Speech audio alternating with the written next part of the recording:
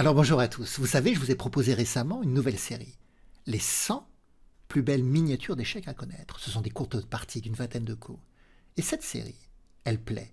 Parce qu'il y a à la fois de la beauté, de l'éclat dans les parties, mais également des anecdotes, un contexte historique. Et ça m'a donné envie de décliner cette série.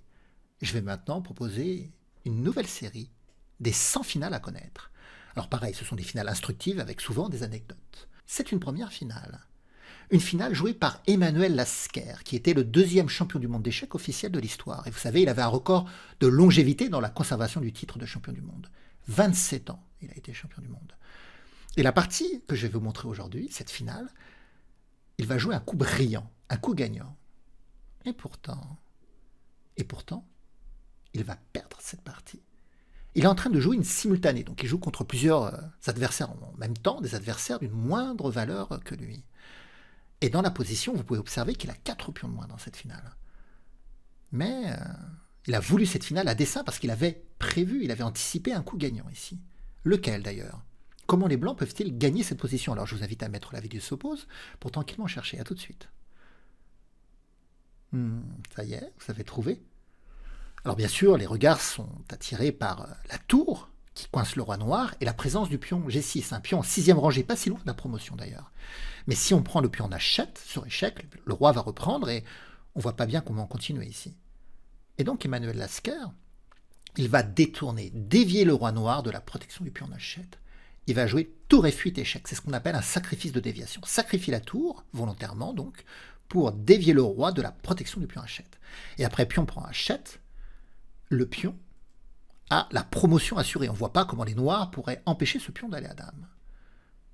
Et pourtant, ce pion n'ira jamais à dame, à cause d'un excès de confiance de Lasker, d'un manque de vigilance.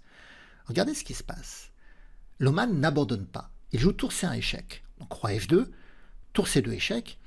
Et là, il suffit de se rapprocher en diagonale, en zigzagant avec le roi E3 ou roi E1, et en revenant à chaque fois proche de la tour. Par exemple, on vient en E1, et sur tour C1 échec, on vient en D2, et la tour est repoussée, elle ne pourra pas nous faire d'échec. Mais dans la position après tour C2 échec, ici, Lasker, il va décider de monter sur la 3e rangée, avec l'idée que sur tour C3 échec, il va monter sur la 4e rangée, puis sur la 5e rangée, que le pion D5 abritera le roi des échecs de la tour. Donc il va jouer roi G3. Tour C3 échec, il continue son plan, roi G4. Tour C4 échec, il vient en G5, il se dit c'est bon maintenant, la tour ne peut plus faire d'échec.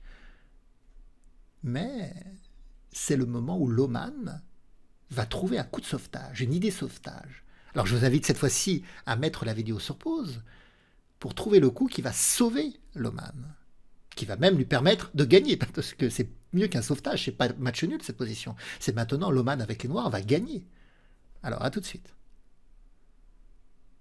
Alors, vous avez trouvé? Ici, comment empêcher le pion H d'aller à promotion? Il faut que le roi noir ait accès à la case G7, mais il y a le pion. Et si on avance le pion H7 aura le temps de faire dame sur échec. Donc il faut que le pion G7 puisse avancer sur échec. Mais il ne peut pas avancer sur échec. Mais Loman, avec les noirs, il va faire un sacrifice d'attraction. Rappelez-vous, tout à l'heure, Lasker, il avait fait un sacrifice de déviation. Il avait joué tour F8 échec pour dévier le roi de la protection du pion H et permettre au pion d'aller en H7. Et bien maintenant, les noirs vont faire un sacrifice d'attraction. Ils vont jouer tour H4. La tour permet de contrôler l'avance du pion sur la colonne. Et ce qu'ils veulent, c'est attirer le roi en H4. Parce qu'après, roi prend tour, le pion peut maintenant aller en G5 sur échec et donc libérer, avec gain de temps, la case G7. Roi prend. Et roi G7.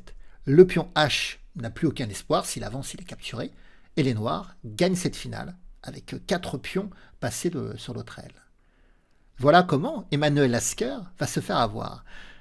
Alors, vous voyez, dans la position, il avait trouvé le coup génial tour F8 échec, pour dévier le roi, prise, mais après tour C1 échec, roi F2, tour C2, il fallait rapprocher ce roi en diagonale de la tour, surtout pas monter comme ça. Ça a offert une ressource défensive à Loman. Et regardez cette position qui s'est jouée une dizaine d'années plus tard. Cette fois-ci, c'est Alexandre Alekhine, un champion du monde, enfin un joueur qui va devenir champion du monde d'échecs également, que vous connaissez certainement. Il a les blancs et il affronte Shishko.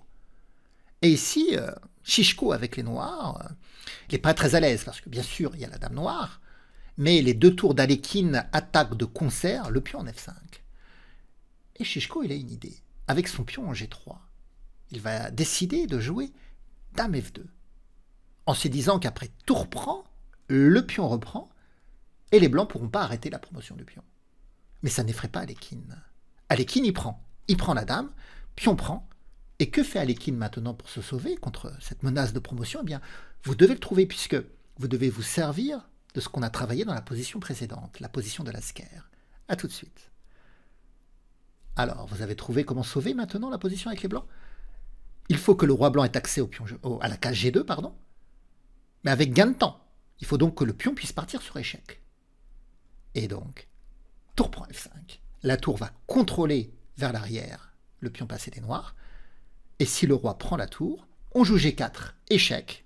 Roi prend, roi G2 avec gain de temps. Le pion F est contrôlé par le roi, alors que le pion A n'est plus qu'à 3 cases de la promotion. Donc les blancs vont évidemment gagner cette finale en faisant dame rapidement. Eh bien voilà, j'espère que vous avez apprécié cette première vidéo des 100 finales à connaître. Vous pouvez me laisser des pouces, des commentaires, partager la vidéo, me soutenir. Et puis on se retrouvera bientôt pour de nouvelles aventures. Au revoir à tous!